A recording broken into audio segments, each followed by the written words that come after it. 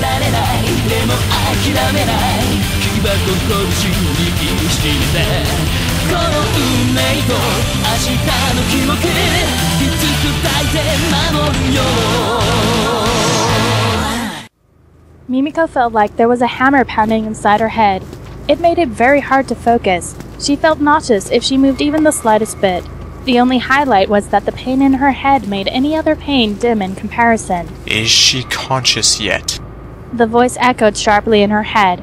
She couldn't tell if she knew that voice or not. It was masculine, but not Jiro's, not Zelman's or Kane's, or even Rensuke's. She couldn't place it. Whose was it? Just trying to think about it sent her brain spinning. How much longer? Give it a few minutes. I can't guarantee how she'll respond, though. What you're having me do is highly unethical. A loud slap sounded, ringing in her ears. Don't talk to me about ethics, unless you want your family dead.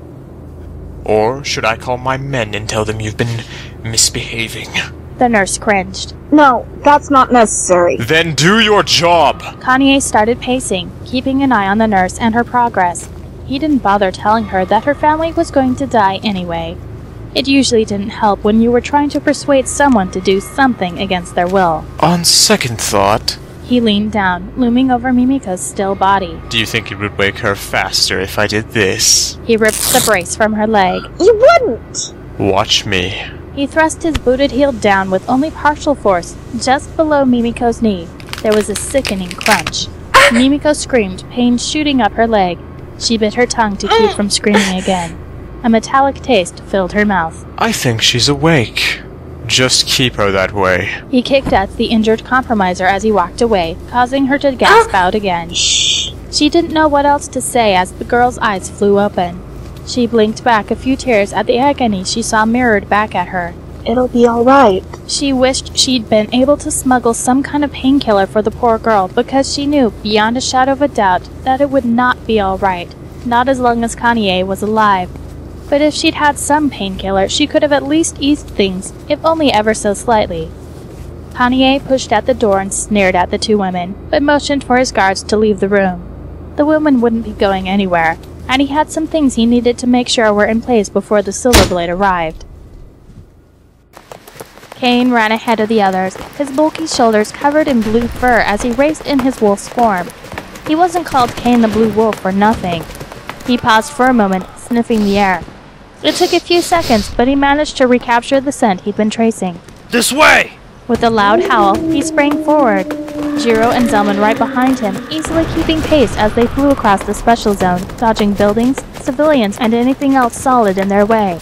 Occasionally, Zelman would let off a fireball in warning, but he was beyond playing, even though he smiled for the joy of the hunt. All around them, smoke rose and bullets flew as the suppression team tried to contain the rampaging vampires set on raining chaos down on the special zone. Occasionally, they had to dodge silver bullets as they ran, crossing areas under heavy attack. We're getting closer. The old bloods raced side by side. Ahead, Kane let out another howl. Somewhere behind them, Zhang followed, taking out the occasional hostile vampire as he too followed, though at a much slower pace.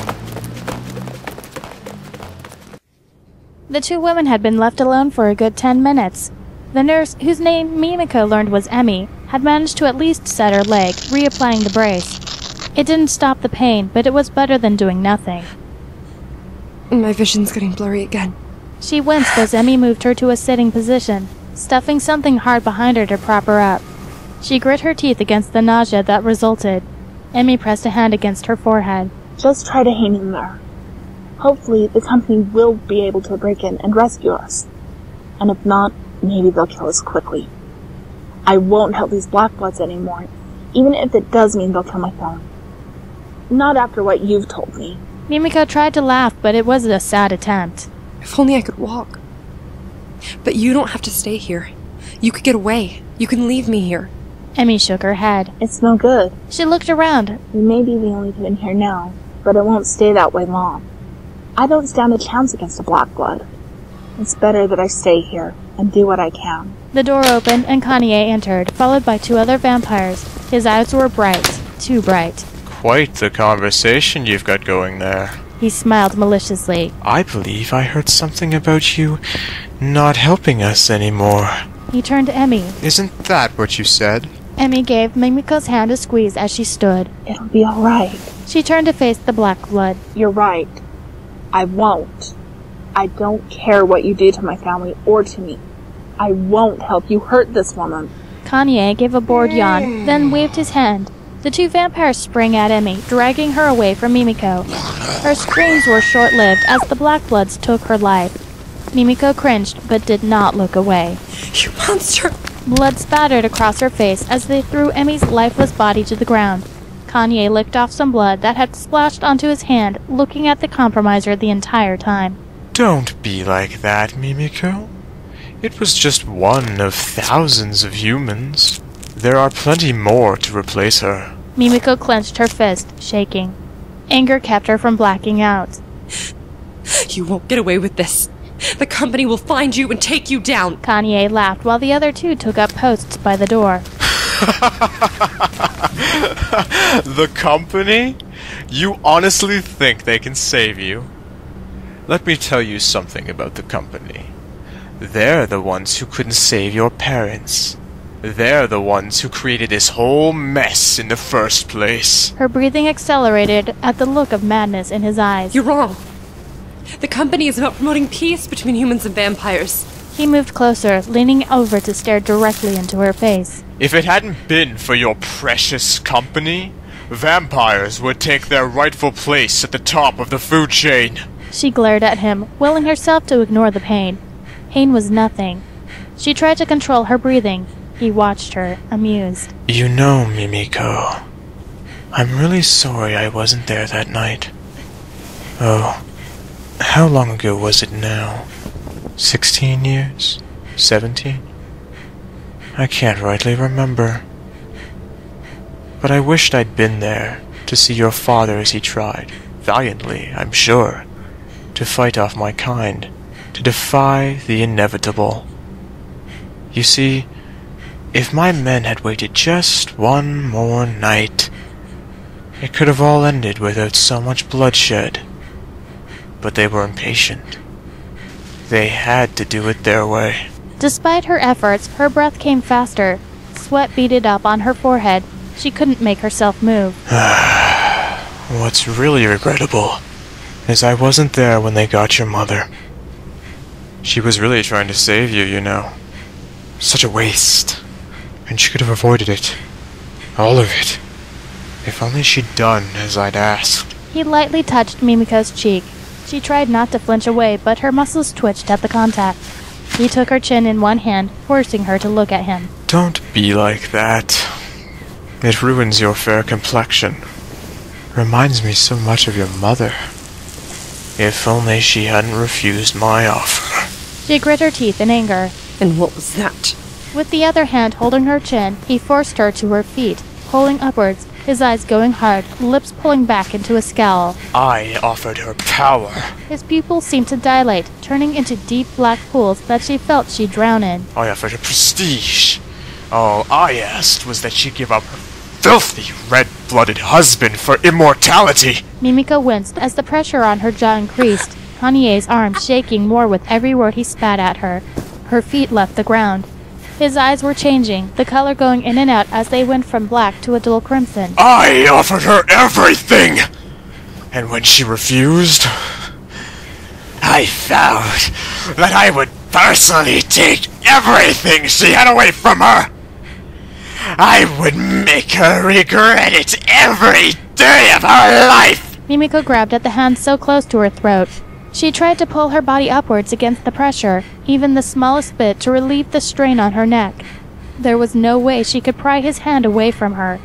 But maybe, if she could just hold on, it would eventually end. My mother would never have taken your offer. Kanye growled, then threw her with a sideways twist of his hand. I was so close to getting everything! She hit the ground and skidded a few feet. Then, your order coffin company swooped in and stopped everything. Not only did they kill my men, but they also killed my only kin. The one who would have finished you off if he hadn't been stopped. So thank your company as you lie there, Thank them when you are begging for death, because you could have had a much quicker one back then. Thank them while I kill your precious silver blade. And thank your mother for every ounce of pain I inflict upon you for denying me my right as a vampire. Mimiko barely heard what the Black Blood said. The hammer in her skull had turned into a jackhammer doing double time. Every part of her felt like it was on fire. She couldn't move. Images flashed in her head, shadows in the hallway, hiding under the covers, her mother scooping her from her bed and shoving her out the window. The dull cry of her father's voice suddenly silenced from inside the house. Her mother telling her to run. It felt like flames were licking the inside of her mind. She stared into space, not seeing the room around her, but a vampire getting ready to spring, his eyes glowing a dull red, not like Zelman's, but a more dangerous red, because she didn't understand why it was red. He was going to spring. This time there would be no Jiro to save her from the nightmare. And, like before in her dream, she heard a wolf howl. Suddenly, all chaos broke loose. Kane belled the melancholy call of the wolves, facing the full moon. Behind him, Zelman, Jiro, and Zhang pulled up short.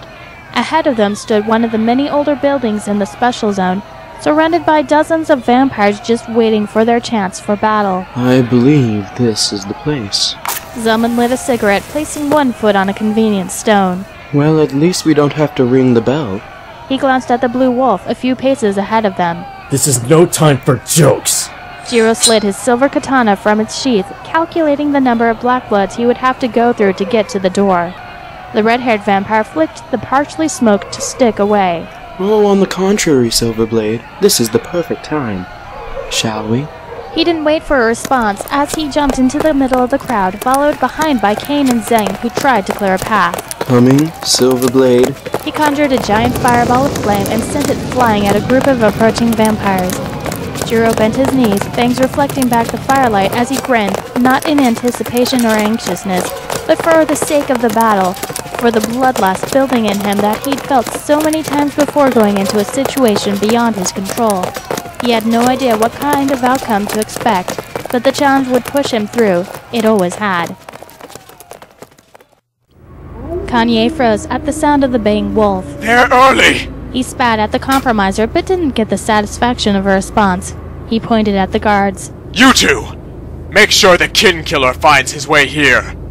I want him to witness the death of his love before I finish him off for his sins. They quickly left the room. Mimiko tried to push herself up from the ground.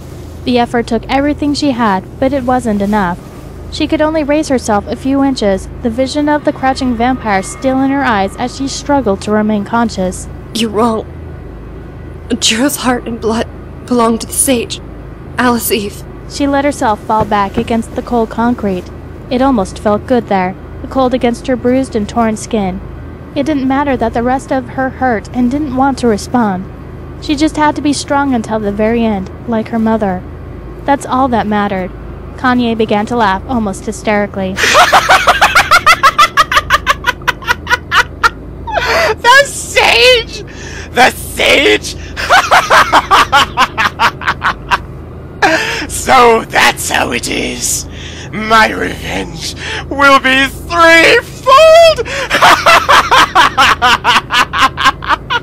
Mimiko closed her eyes for a moment. Jiro, please hurry. I can't hang on much longer.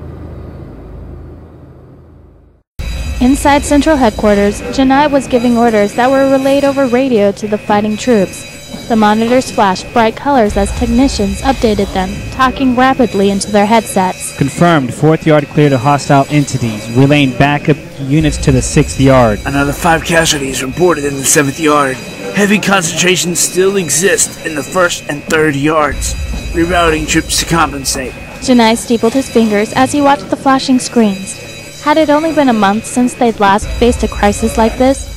The only difference was they weren't encountering the same problem the Kowloon presented, an almost unlimited supply of fresh troops for the enemy. But not all of the vampires they fought were going down easily. He wondered how things were going with Zelman and Jiro, wishing he could be there to do something to help them as they raced to save his daughter. Sei watched him with sympathy. They have arrived.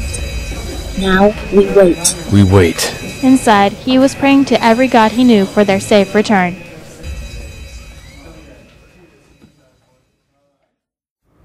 The Silver Blade growled as he sliced through another attacking vampire, the poor soul turning it to ash as he swept past.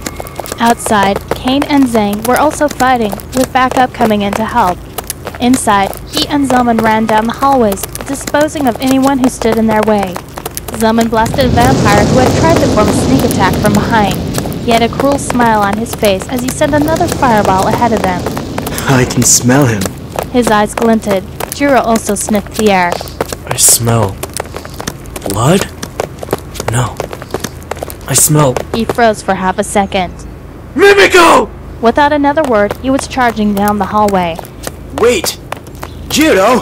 Zelman growled after the old blood, but he wasn't listening. Stupid, impudent fool! He ran after the Silver Blade.